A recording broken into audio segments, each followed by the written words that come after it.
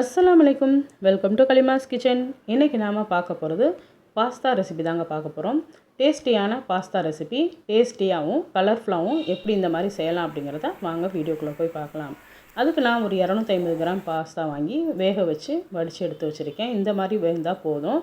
அதில் பச்சை தண்ணியை ஊற்றி நம்ம அலசி வச்சுக்கலாம். அப்போ தான் தனித்தனியாக வரும். அதுக்காக இப்போ கடாய் வச்சாச்சு. கடாயில் தேவையான அளவு எண்ணெய் ஊற்றிக்கிட்டேன். சமையல் எண்ணெய் தான் நான் ஊற்றிருக்கேன். நீங்கள் எந்த எண்ணெய் வேணாலும் ஊற்றிக்கலாம், நெய் வேணாலும் ஊற்றிக்கலாம்.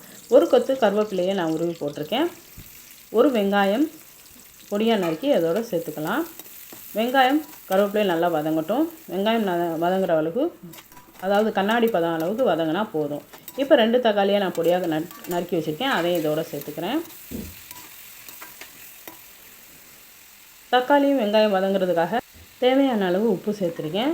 மஞ்சள் பொடி ஒரு 1/2 ஸ்பூன் சேர்த்துருக்கேன். அப்போ தான் தக்காளியும் நல்லா மேஷ் ஆகும், சூப்பராக வதங்கி வரும். அதுக்காக கலர்ஃபுல்லாகவும் நம்மளுக்கு இருக்கும். நல்லா வதக்கிக்கலாம். வதங்கினதுக்கப்புறமா நம்ம என்னென்ன இன்க்ரீடியன்ட் சேர்க்கலாம் அப்படிங்கிறத நான் சொல்கிறேன். பாருங்கள், இந்த அளவுக்கு வதங்கினா போதும். இப்போ இதோட நம்ம சேர்த்துக்கலாம். பாருங்கள்,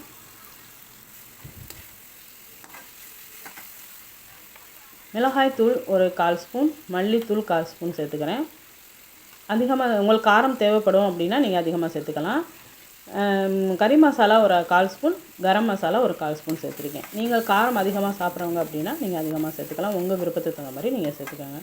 இப்போ நல்லா கிளறி விட்டுக்கலாம். அதுக்கப்புறமா மல்லித்தலை கொஞ்சமாக நான் கழுவிட்டு கட் பண்ணி வச்சுருக்கேன், பொடியாக நறுக்கி வச்சுருக்கேன். அதே நம்ம சேர்த்துக்கலாம். இப்போ நல்லா கலந்து விட்டுக்கலாம். உப்பு செக் பண்ணிக்கோங்க. போட்டதுக்கப்புறம் தேவைன்னா நம்ம தூள் உப்பு சேர்த்துக்கலாம். இப்போ வேக வச்சு வடிகட்டி தண்ணி தனியாக உதிரியாக இருக்குது பாருங்கள். பச்சை தண்ணியில் ஒரு தடவை வடிகட்டோம் அப்படின்னா இந்த மாதிரி தனித்தனியாக வரும். இப்போ அதை நல்லா கிளறி விட்டுக்கலாம். அந்த மசாலாலாம் அந்த பாஸ்தாவில் சேர்கிற மாதிரி. பாஸ்தா வேக வைக்கிறப்போ கொஞ்சமாக உப்பு போட்டு வேக வச்சுக்கோங்க.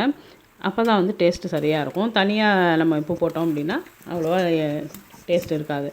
இப்போ நான் உப்பு கொஞ்சம் சேர்த்து தான் நான் வேக வச்சுருந்துறேன். இப்போ அதை நான் சொல்ல மறந்துட்டேன். இப்போ கொஞ்சமாக தேவையான உப்பு நான் சேர்த்துட்டு மசாலாவுக்காக நான் உப்பு மட்டும் சேர்த்தேன். அவ்வளோதான், முடிஞ்சு போச்சு. இப்போ நல்லா கிளறி விட்டுட்டு லாஸ்ட்டாக நம்ம மல்லித்தலை இன்னும் கொஞ்சம் போட்டு டெக்கரேஷனுக்காக கலர்ஃபுல்லாக செஞ்சிடலாம். டேஸ்டியான கலர்ஃபுல்லான பாஸ்தா ரெடி ஆயிடுச்சு. நீங்களும் வீட்டில் இதே மாதிரி ட்ரை பண்ணி பார்த்துட்டு எப்படி இருந்துச்சுன்னு எனக்கு கமெண்டில் சொல்லுங்கள். ஓகே ஃப்ரெண்ட்ஸ், தேங்க்ஸ் ஃபார் வாட்சிங். இந்த வீடியோ உங்களுக்கு பிடிச்சிருந்துச்சுன்னா லைக் பண்ணுங்கள், கமெண்ட் பண்ணுங்கள், உங்கள் ஃப்ரெண்ட்ஸ் அண்ட் ஃபேமிலி எல்லாருக்கும் ஷேர் பண்ணுங்கள். மறக்காமல் சப்ஸ்கிரைப் பண்ணுங்கள். பக்கத்தில் இருக்கிற பெல் ஐக்கானில் ஆளுங்கிறத கிளிக் பண்ணுங்கள். அப்போ தான் நான் போகிற வீடியோஸ் உங்களுக்கு நோட்டிஃபிகேஷனில் உடனே வரும். மீண்டும் அடுத்த வீடியோவில் சந்திக்கிறேன். அதுவரை நன்றி.